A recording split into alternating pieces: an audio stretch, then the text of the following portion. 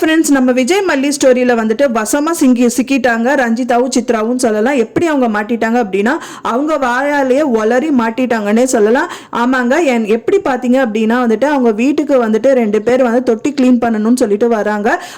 வழக்கமாக வந்து பார்த்தீங்கன்னா அவங்க 2ஆம் தேதி தான் க்ளீன் பண்ண வருவாங்க அப்படிங்கிற மாதிரி சொல்கிறாங்க. இவங்க 2 பேருமே இன்னைக்கு க்ளீன் பண்ணக்கூடாது அப்படிங்கிறாங்க. மொக்கத்தனமாக காரணங்களும் சொல்கிறாங்க. எதனால அப்படின்னு கேட்டால் இன்னைக்கு வெள்ளிக்கிழமை, அண்ட் தென் உங்கள் பேர் இப்படி இருக்கிறதுனால நாங்கள் அலோ பண்ண மாட்டோம் அப்படிங்கிற மாதிரி எல்லாம் சொல்றாங்க. ஸோ நீங்க போயிட்டு 1 வாரம் கழிச்சு வாங்க அப்படின்றாங்க. அதை பார்த்த உடனேவே வந்துட்டு அப்பவே அன்னபூர்ணி அம்மாக்கு, வித்யா அம்மாக்கு, அப்புறம் மல்லிக்கு எல்லாமே டவுட் வருது. எதனால இந்த மாதிரி எல்லாம் சொல்றாங்க? வெறும் தொட்டியை தானே கிளீன் பண்றாங்க, இதென்ன மொக்க காரணமா இருக்கு, வெள்ளிக்கிழமைன்றாங்க. அவங்க பேரெல்லாம் அவங்க 2 பேர் சொன்னோடனே இந்த மாதிரி பேரெல்லாம் நாங்கள் அலோ பண்ண மாட்டோன்றாங்க அப்படிங்கிற மாதிரி டவுட் வருது.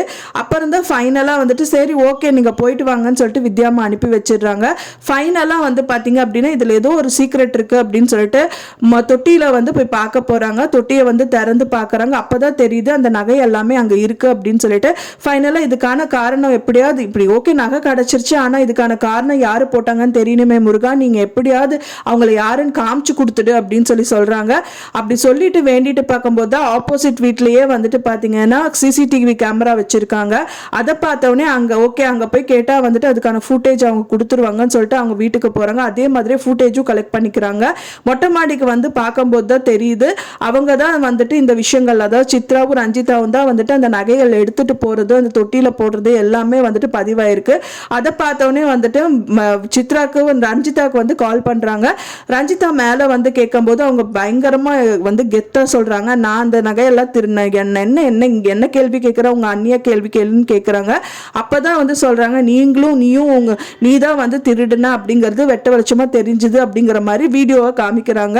அதை பார்த்தவொடனே வந்துட்டு நீ என்ன பண்ணுவியோ எது பண்ணுவியோ எனக்கு தெரியாது, ஆனால் எங்கள் நாகு அண்ணி எனக்கு வெளியில் வந்தாகணும் அப்படின்னு சொல்கிறாங்க. ஃபைனலாக வந்து அவங்க வக்கீல் கிட்ட கேட்டு நாகு அண்ணியும் வந்துட்டு ரிலீஸ் பண்ணிடுறாங்க. ஃபைனலாக வந்து பார்த்திங்கன்னா நாகு அண்ணி ரிலீஸ் ஆனாலும் அவங்க அங்கேருந்து எப்படி போகிறது எங்கே போகிறதுன்னு தெரியாமல் இருக்காங்க. அந்த டைம் பார்த்து மல்லி வந்து ரிசீவ் பண்ணிக்கிறாங்க.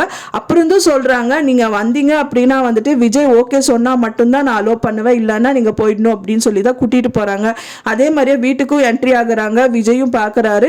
விஜய் மூலியமா நிறைய பிரச்சனைகளும் அவங்களுக்கு வருது, அவங்க இருக்கக்கூடாது அப்படிங்கிற மாதிரி சொல்றாங்க. ஃபைனலாக வந்து பார்த்தீங்கன்னா இந்த விஷயங்கள் எல்லாம் வந்துட்டு நாகு சொல்றதா இருக்கு. யாரு பண்ணாங்க இந்த விஷயங்கள் பண்ணதே வந்துட்டு பார்த்தீங்கன்னா சித்ராவும் ரஞ்சிதாவும் தான் சொன்னோடனே அவங்க 2 பேரையும் பார்த்தோன்னே விஜய் ரொம்பவே டென்ஷன் ஆகுறாரு. வீட்டை விட்டு வெளியில போங்க அப்படிங்கிற மாதிரி சொல்றாரு. அவங்க கண்டிப்பா வீட்டு விட்டு போக மாட்டாங்க அப்படிங்கிற மாதிரி தான் எதிர்பார்க்கப்படுது. நீங்க என்ன நினைக்கிறீங்க அப்படின்னு சொல்லிட்டு எனக்கு மறக்காம கமெண்ட்ல ஷேர் பண்ணுங்க. நான் சொன்னது தகவல் உங்களுக்கு பிடிச்சிருந்தா ஃப்ரெண்ட்ஸ் மறக்காம லைக் பண்ணுங்க, ஷேர் பண்ணுங்க, கமெண்ட் பண்ணுங்க. மேலும் இன்னொரு சீரியல் அப்டேட்டோட நெக்ஸ்ட் மீட் பண்றேன். தேங்க்ஸ் ஃபார் வாட்சிங் மை வீடியோ ஃப்ரெண்ட்ஸ். நெக்ஸ்ட் வீடியோல பார்க்கலாம்.